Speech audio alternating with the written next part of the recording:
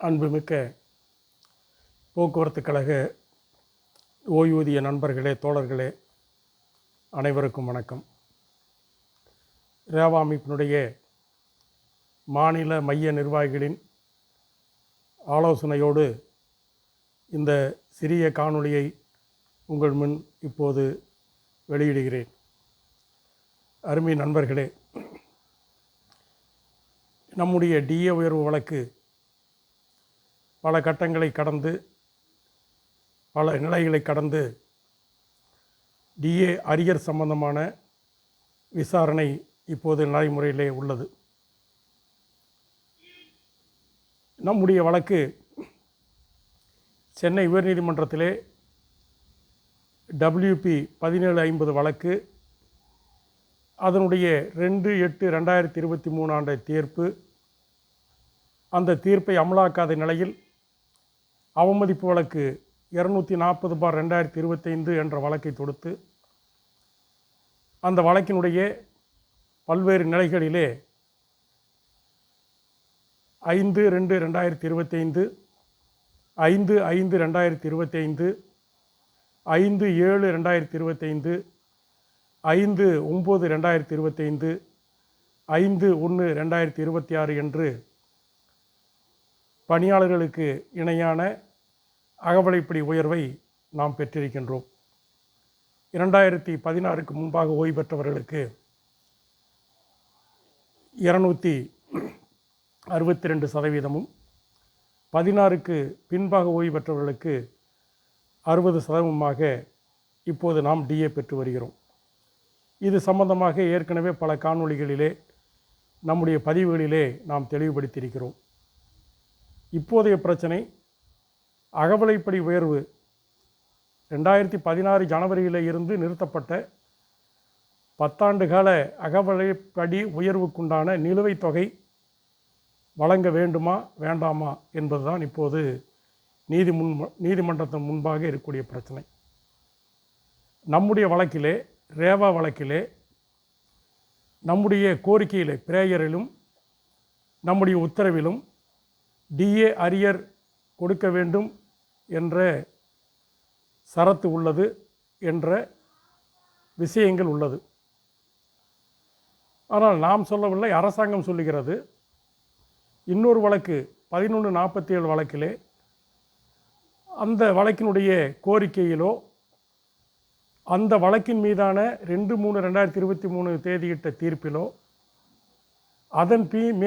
அதன் மீதான பல்வேறு மேல்முறையீடுகளிலே உச்சநீதிமன்றம் வரை தலையிட்டும் அதிலே டிஏ அரியர் சம்பந்தமான, டிஏ அயர்வு கொடுக்க வேண்டும் என்பது சம்பந்தமான எந்த ஒரு குறிப்பும் இல்லை என்று அரசு தரப்பிலே அபிடவிட் தாக்கல் செய்கிறார்கள்.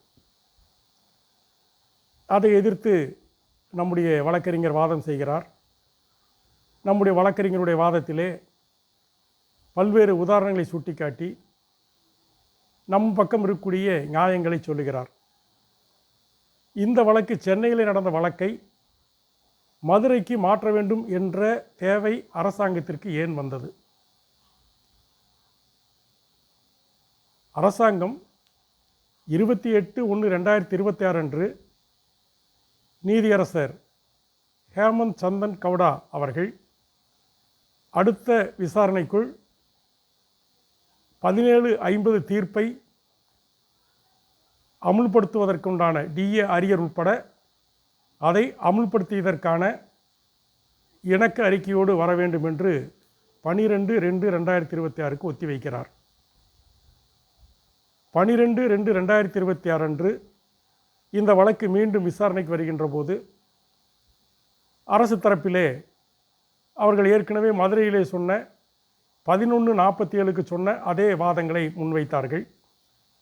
டிஏ அரியர் கேட்கவில்லை, டிஏ அரியர் கொடுக்க வேண்டும் என்று சொல்லவில்லை, நாங்கள் பென்ஷன் அரியர் கொடுத்து விட்டோம், பணியாளர்களுக்கு இணையான டிஏ உயர்வு நடைமுறைப்படுத்தி விட்டோம், ஆகவே இந்த வழக்கை தள்ளுபடி செய்ய வேண்டும் என்று சொன்னபோது நமது மூத்த வழக்கறிஞர், இல்லை, 1750 வழக்கினுடைய தீர்ப்பு என்ன, 1750னுடைய எங்களது கோரிக்கை என்ன என்பதையெல்லாம் மிக தெளிவாக எடுத்து கூறியதோடு டிஏ உயர்வு தாமதமாக கொடுத்தால் அதற்கு உண்டான நிலுவைத் தொகையை வழங்க வேண்டும் என்று 5/2/2026 அன்று உச்சநீதிமன்றம் மேற்கு வங்காள அரசினுடைய ஒரு மேல்முறையீட்டை எதிர்த்த தீர்ப்பிலே தெளிவுபடுத்தியிருக்கிறது.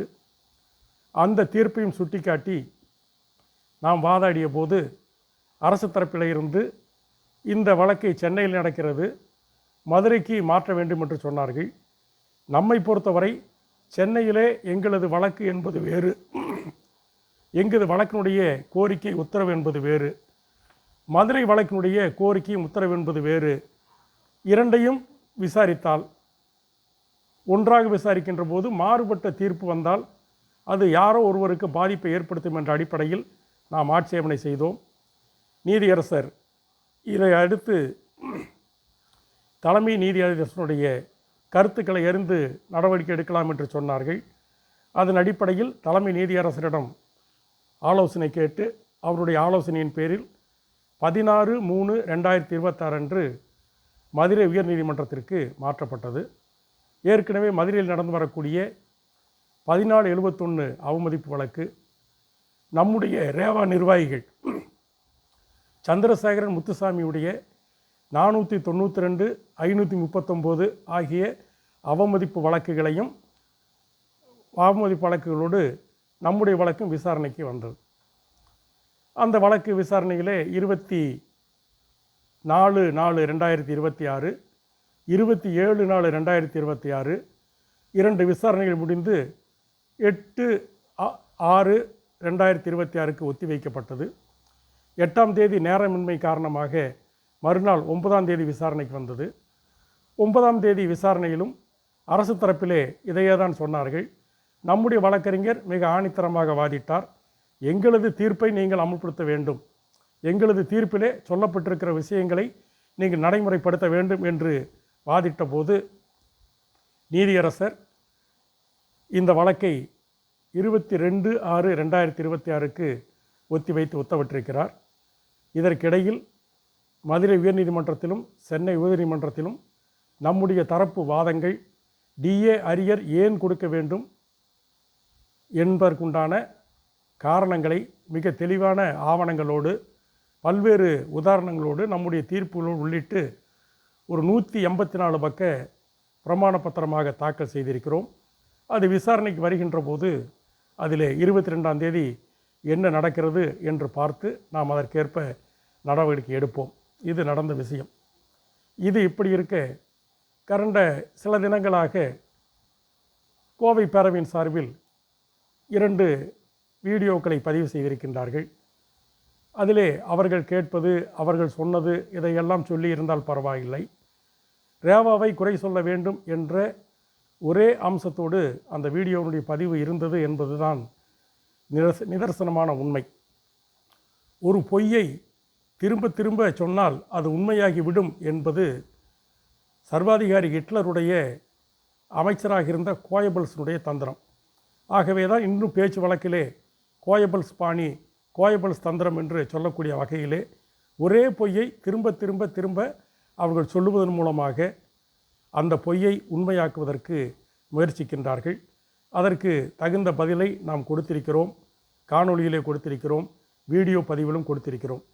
நாம் கேட்பதெல்லாம் எங்களது 1750 வழக்கிலே எங்களது கோரிக்கையிலே தெளிவாக டிஏ அரியர் கேட்டிருக்கிறோம். எங்களது வழக்கின் மீது 2/8/2023 தீர்ப்பு சத்யநாராயண பிரசாத் தீர்ப்பிலே டிஏ அரியரை குறிப்பிட்டிருக்கின்றார். இந்த 2 ஆவணங்களை நாம் வாட்ஸ்அப்பிலே பதிவேற்றிருக்கின்றோம். தேவைப்படக்கூடிய நண்பர்களுக்கு அதையும் அனுப்புகிறோம்.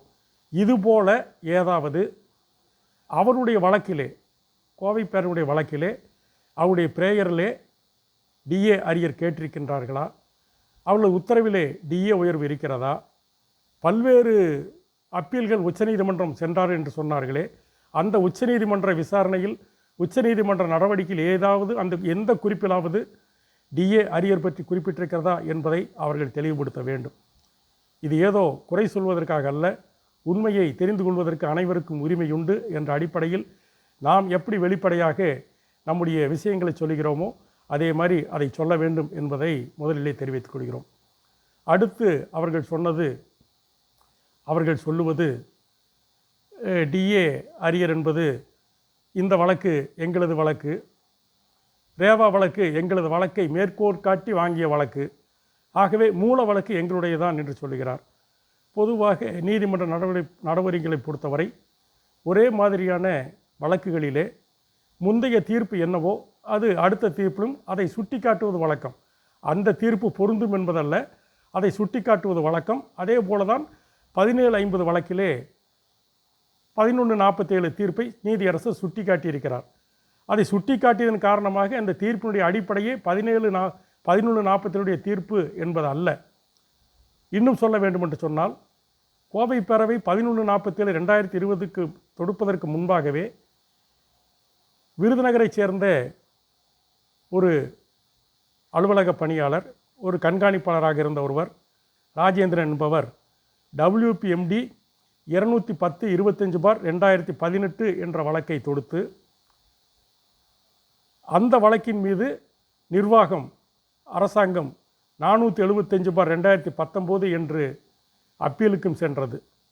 அப்பீல் தள்ளுபடியாக செய்யப்பட்டவுடன் அதை நடைமுறைப்படுத்த வேண்டும் என்ற உத்தரவு வந்தது. இந்த வழக்கை கோவை பேரவையினுடைய 1147 வழக்கிலே சுட்டி காட்டியிருக்கின்றார்கள். அப்போது இது ராஜேந்திரனுடைய வழக்கு, அவனுடைய தீர்ப்பு என்று நாம் சொல்லலாமா? சொல்ல முடியாது. ஏனென்று சொல்லி கேட்டால், எந்த ஒரு வழக்காக இருந்தாலும் அது போன்ற தீர்ப்புகள் ஏற்கனவே வழங்கப்பட்டிருந்தால் அதை சுட்டி காட்டுவது வழக்கம். அந்த அடிப்படையிலே தான் நம்முடைய வழக்கிலும் அதை சுட்டி காட்டப்பட்டிருக்கிறது என்பதை சொல்லிக்கொள்ள வேண்டும். குறிப்பாக நேற்றைய தினம் ஒரு பதிவை போட்டிருந்தார். அதிலே ரேவாவுடைய வாதங்களிலே சாரமை இல்லை, ரேவா வழக்கறிஞர் அரைத்த மாவையே அரைத்தார், பழையதையே சொல்லி கொண்டிருந்தார். நாங்கள் ஒரு 384 பக்க அபிடவிட்டை தாக்கல் செய்திருக்கிறோம், நம்முடைய வழக்கறிஞர் திறமையாக வாதாடுவார் என்றெல்லாம் சொல்லியிருக்கிறார். நாம் கேட்பது, நீங்கள் சொன்ன காணொளியிலே இன்றைக்கு டிஏ அரியர் கொடுக்க முடியாது என்ற அரசுடைய நிலையை எதிர்த்து ரேவா வழக்கறிஞர் சென்னை உயர்நீதிமன்றத்திலே, மதுரை உயர்நீதிமன்றத்திலே என்ன சொன்னாரோ அதையே சொல்லுகிறீர்கள். என்ன சொன்னார்? அகவிலைப்படி உயர்வு என்பது பென்ஷனுடைய ஒரு பகுதி. ஓய்வூதிய நம்பக விதி 20A டிஏ சம்பந்தமான அந்த சரத்திலே அடிப்படை பென்ஷனோடு அரசு அவ்வப்போது அறிவிக்கும் அந்த டிஏ உயர்வு, நாமினல் டிஏ வழங்கப்படும் என்பது அந்த 20A என்ற சரத்து. ஆகவே டிஏ என்பது பென்ஷனுடைய ஒரு பகுதி. பென்ஷன் அரியர் கொடுக்க வேண்டும் என்று சொன்னால் டிஏ அரியரும் சேர்ந்துதான் கொடுக்க வேண்டும் என்பது நம்முடைய வாதம். இந்த வாதத்தை கோவை பேரவையும் ஏற்றுக்கொண்டிருப்பதாகத்தான் தெரிகிறது. ஆகவே தான் அவர்கள் 20A போக்குவரத்து கழக ஓய்வூதிய நம்பக விதி 20Aவை சுட்டி காட்டுகிறார்கள். அரசாங்கம் தமிழ்நாடு அரசு ஓய்வூதிய விதிகள் 1978 51B என்று சொல்லக்கூடிய ஒரு பிரிவை சுட்டிக்காட்டி அரியர் வழங்க முடியாது என்று சொல்லுகிறார்கள். அரசாணை எங்களுக்கு பொருந்தாது. எங்களுக்கு ஓய்வூதிய விதிகள், தமிழ்நாடு அரசு ஓய்வூதிய விதிகள் 1978 எங்களுக்கு பொருந்தாது. எங்களுக்கு தமிழ்நாடு அரசு போக்குவரத்து கழக ஓய்வூதிய நம்பக விதிகள் தான் பொருந்தும். அந்த நம்பக விதிகளிலே 20Aல சொல்லப்பட்டிருப்பது போல பென்ஷன் அரியர் கொடுக்க வேண்டும் என்று வாதம் செய்கிறார்கள். அதை தான் வீடியோன்னு சொன்னார். நாம் கேட்பொள்வதெல்லாம், மதிப்பிற்குரிய கோவை பேரனுடைய நிர்வாகிகளே, மனசாட்சியை தொட்டு சொல்லுங்கள். 20A என்பது எப்படி உறுதிப்படுத்தப்பட்டது? யாரால் உறுதிப்படுத்தப்பட்டது? யாரால் உறுதிப்படுத்தப்பட்டது? பல காணொளியிலே நாம் சொல்லியிருக்கின்றோம். 20A என்பது ரேவாவுடைய வழக்கு 35/430/2012 தொடுத்து 20A சரத்தை முறையாக அமுல்படுத்த வேண்டும் என்று தீர்ப்பளித்து, அந்த தீர்ப்பை நடைமுறைப்படுத்தாத நிலையில் நீதிமன்ற அவமதிப்பு வழக்கு 830/2014 என்ற வழக்கை ரேவா அமைப்பு தொடுத்து, அந்த வழக்கினுடைய 8/12/2014 விசாரணையிலே அன்றைய போக்குவரத்துறை செயலாளர் பிரபாரா அவர்கள் எழுத்துப்பூர்வமாக கொடுத்திருக்கிறார். 20A விதி எந்த ஒரு மீறலுமின்றி முறையாக அமுல்படுத்தப்படும் என்று எழுத்துப்பூர்வமாக நீதிமன்றத்தில் கொடுத்திருக்கின்றார். அந்த கடிதத்தை நாம் சமர்ப்பிக்கின்றோம். இந்த 20Aவை நிலைநிறுத்திய ரேவாவுடைய அந்த அவமதிப்பு வழக்கினுடைய அவமதிப்பு வழக்கில் போக்குவரத்துறை செயலாளர் கொடுத்த பிரபாகர் கொடுத்த கடிதத்தை ஏற்கனவே பல வழக்குகளிலே கோவை பேரவை சுட்டிக்காட்டியிருக்கிறது என்பதை இந்த நேரத்தில் குறிப்பிட விரும்புகிறோம். தேவைப்பட்டால் எந்த வழக்கிலே நீங்கள் குறிப்பிட்டீர்கள் என்பதையும் தெளிவுபடுத்துவதற்கு நாங்கள் தயாராக இருக்கிறோம். ஆகவே 20A விதியை நிலைநிறுத்தியது, அதை காப்பாற்றியது ரேவா அமைப்பினுடைய வழக்குகள். அந்த வழக்கினுடைய அடிப்படையில் தான் இன்றைக்கு நீங்கள் அரியர் கேட்கின்றீர்கள். அரசாணை 142 எதிர்த்த வழக்கிலே மாண்புமிகு நீதியரசர் சொல்லுகிறார், ஓய்வூதிய நம்பக விதி 20A என்பது உருவாக்கப்பட்ட ஒரு விதி. உருவாக்கப்பட்ட ஒரு விதியை ஒரு அரசாணை மீற முடியாது. ஆகவே அந்த அரசாணையை மாற்றியமைத்து டிஏ வழங்க வேண்டும் என்று தீர்ப்பு சொல்லுகிறார். ஆகவே 20Aவை நிலைநிறுத்தியது ரேவா அமைப்பு. 20Aவை எப்படி நிலைநிறுத்தமோ அதே போல பென்ஷன் அரியரையும் பெறுவதற்கு ரேவா அமைப்பு அனைத்து நடவடிக்கைகளும் எடுக்கும். அத்தனை ஆவணங்களும் அத்தனை உரிமைகளும் நமக்கு இருக்கிறது. அந்த அடிப்படையிலே டிஏ அரியரை பெறுவதற்குண்டான நடவடிக்கையை நாம் தொடர்ந்து மேற்கொள்வோம். 22ஆம் தேதி என்ன விசாரணை நடக்கிறதோ அதை பொறுத்து அடுத்த கட்ட நடவடிக்கை எடுப்போம். அடுத்து அவர் சொல்லுவதெல்லாம், ஒவ்வொரு இடத்திலும் சொல்லுவதெல்லாம், பிஆர்பிஎஃப் வழக்கு போட்டீர்களே, 12 ஆண்டு காலம் ஆகிவிட்டது, 1.25 ஆண்டாக விசாரணைக்கே வரவில்லை என்பதை தொடர்ந்து சொல்லுகிறார். அவர் மட்டுமல்ல, அவரது அல்லக்கைகள் பலரும், அவரதுக்கு அல்லக்கைகள் அடியாட்களாக இருக்கக்கூடிய பலரும் வாட்ஸ்அப்பிலே, ஃபேஸ்புக்கிலே, கமெண்ட்ஸிலே மிக கேவலமாக பதிவிடுகிறார்கள். நாம் மெத்த பணிவோடு கேட்டுக்கொள்வதெல்லாம், 12 வருடமாக ஆகிவிட்டது. 1992 இந்த திட்டம் உருவாக்கும் போது வாழ்நாள் முழுவதும் அந்த பென்ஷன் திட்டம் அமலாக்கப்படும் என்று இருந்தது. தன்னிச்சையாக நிர்வாகம் 15 ஆண்டுகள் முடிந்தவுடன் 2007 நிறுத்துகிறது. 2007 நிறுத்தியதை எதிர்த்து ரேவா தான் நீதிமன்றம் சென்றது. 2009 276/2009 என்ற வழக்கை தொடுக்கிறோம். அந்த வழக்கிலே 2011ஆம் ஆண்டு தீர்ப்பு வருகிறது. அந்த தீர்ப்பை எதிர்த்து பென்ஷன் ட்ரஸ்ட் ரிட் அப்பீல் 1774/2014 என்ற அப்பீலை செய்கிறார்கள். அந்த அப்பீலுக்கு பிறகுதான் 15/7/2023 அன்று நீதியரசர்கள் நமக்கு தீர்ப்பை அளிக்கின்றார்கள். 2016க்கு முன்பாக ஓய்வு பெற்றவர்களுக்கு 15 ஆண்டு காலம் அந்த திட்டப்படி ஓய்வுகால சேமநிதி வழங்க வேண்டும். 16க்கு பின்பாக ஓய்வு பெற்றவர்களுக்கு அவர்களிடம் பிடித்தம் செய்த பணத்தை வழங்க வேண்டும் என்ற தீர்ப்பை வழங்குகிறார்.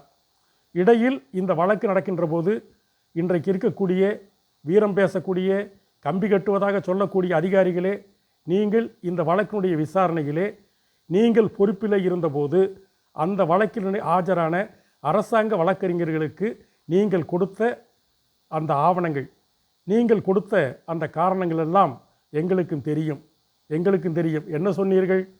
2014ஆம் ஆண்டு என்ன சொன்னீர்கள்? விசாரணைக்கு வருகின்ற போது 1992 இந்த ஓய்வுகால சேமநிதி திட்டம் உருவாக்கப்பட்டது. 98 ஒரு பென்ஷன் திட்டம் வந்துவிட்டது. ஒரு தொழிலாளிக்கு 2 பென்ஷன் எப்படி கொடுக்க முடியும்? ஒரே திரையில் 2 விதமான பென்ஷன் வழங்க முடியாது என்று சொன்னவர்கள் நீங்கள்தான். அரசு வழக்கறிஞருக்கு நீங்கள் எடுத்து கொடுத்து அதையே தான் சொன்னார்கள். அதையும் எதிர்த்து முறியடித்துத்தான் ரேவா 18/7/2023 தீர்ப்பை பெற்றிருக்கிறது. தீர்ப்பு பெற்று 1.25 ஆண்டு ஆகிவிட்டது. நாங்கள் மறுக்கவில்லை, உங்களைப் போல மறுக்கவில்லை, ஒத்துக்கொள்கிறோம். ஆம், என்ன காரணம்? அந்த தீர்ப்பிலே அமுல்படுத்தாதனால் 557/2024 என்ற வழக்கை தாக்கல் செய்கிறோம். அந்த வழக்கினுடைய ஒரு விசாரணையிலே, கடைசி விசாரணையிலே நீதியரசர்கள் கடுமையான உத்தரவு பிறப்பிக்கின்றார்கள். உடனடியாக நீங்கள் அமுல்படுத்துவதற்குள்ள நடவடிக்கைகளுக்கு வரவல்லாவிட்டால் சம்பந்தப்பட்ட அதிகாரிகளை நேரில் ஆஜராக வேண்டி வர வேண்டும், ஸ்டேச்சுட்டரி நோட்டீஸ் அனுப்புவோம் என்று சொன்னார். சொன்ன பிறகு 1 வாரம் 2 வாரம் டைம் கொடுத்திருந்தார். இடைப்பட்ட காலத்தில் அதை விசாரித்த ஒரு நீதியரசர் வேறு மாநில உயர்நீதிமன்றத்திற்கு தலைமை நீதிபதியாக மாற்றி சென்று விட்டார். அடுத்த நீதியரசர் போடுவதற்கு தாமதமானது. நாம் தொடர்ந்து தலையிட்டோம். அடுத்த நீதியரசர் போடுகின்ற போது அந்த அமர்வில் இருந்த மற்றொரு நீதியரசர் உடல்நலமின்றி இதய அறுவை சிகிச்சை காரணமாக விடுப்பிலே சென்று விட்டார். விடுப்பிலே சென்று விட்டு இப்போது கோடை விடுமுறை முடிந்து ஜூன் மாதம் நீதிமன்றங்கள் திறந்திருக்கிறது.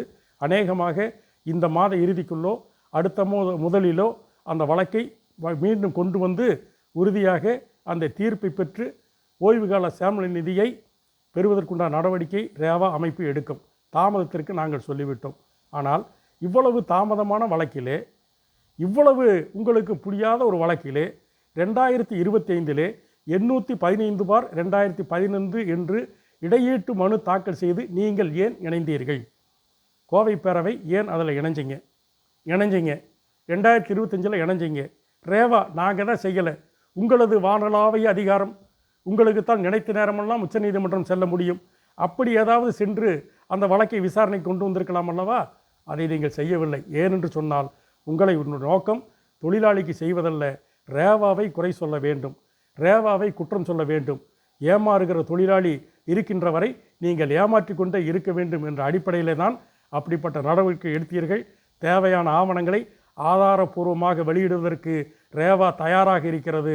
நீங்கள் எந்த நேரத்தில் எந்த ஆவணத்தை கேட்டாலும் அதற்கு பதில் சொல்வதற்கு எங்களிடம் ஆவணம் ரெடியாக இருக்கிறது. ஏன் நீங்கள் 1 ஆண்டு காலமாக அந்த வழக்கை, பிஆர்பிஎஃப் வழக்கை விசாரணைக்கு கொண்டு வரவில்லை என்பதற்கான காரணத்தை நீங்கள் தான் சொல்ல வேண்டும். அப்போது என்ன சொல்வீர்கள்? இது ரேவாவினுடைய வழக்கு, மூல வழக்கு ரேவா, ரேவா தான் இதிலே நடவடிக்கை எடுக்க வேண்டும் என்று சொல்வீர்கள். எங்களுக்கு அது தெரியும். எப்படியோ தொழிலாளியை ஏமாற்ற வேண்டும் என்று முடிவு செய்து விட்டீர்கள். நீங்கள் ஏமாற்றி கொண்டிருங்கள். ஆனால் உங்கள் தொழிலாளியை நீங்கள் ஏமாற்றுவதற்கு ரேவாவை பலிகடாக்காதீர்கள், ரேவாவை குறை சொல்லாதீர்கள். நீங்கள் செய்யக்கூடிய சாதனைகளை, நீங்கள் செய்யக்கூடிய செயல்களை நீங்கள் சொல்லுங்கள். நாங்கள் செய்ததை நாங்கள் சொல்லுகிறோம். நம்புவதும் நம்பாததும் சம்பந்தப்பட்ட தொழிலாளி எதை நம்புகிறாரோ, யாரை நம்புகிறாரோ அதை நம்பிக்கொள்ளட்டும் என்ற அடிப்படையில் ஓய்வூதியர்கள் தெளிவாக இருக்க வேண்டும். அடுத்தடுத்த காணொளியிலே இன்னும் நம்முடைய பல வழக்குகள், நீதிமன்றத்திலே நிலுவையில் இருக்கக்கூடிய வழக்குகள், அதனுடைய நிலைமைகள் சம்பந்தமாகவும் அடுத்த கட்ட நடவடிக்கை சம்பந்தமாகவும் அடுத்த காணொளியில் சந்திப்போம் என்று கூறி, எனக்கு இந்த காணொளியிலே வாய்ப்பளித்த, காணொளி மூலம் பேசுவதற்கு வாய்ப்பளித்த மாநில மையத்திற்கு மீண்டும் ஒருமுறை நன்றி கூறி உங்கள் அனைவருக்கும் வணக்கத்தை தெரிவித்து முடித்துக்கொள்கிறேன். நன்றி, வணக்கம்.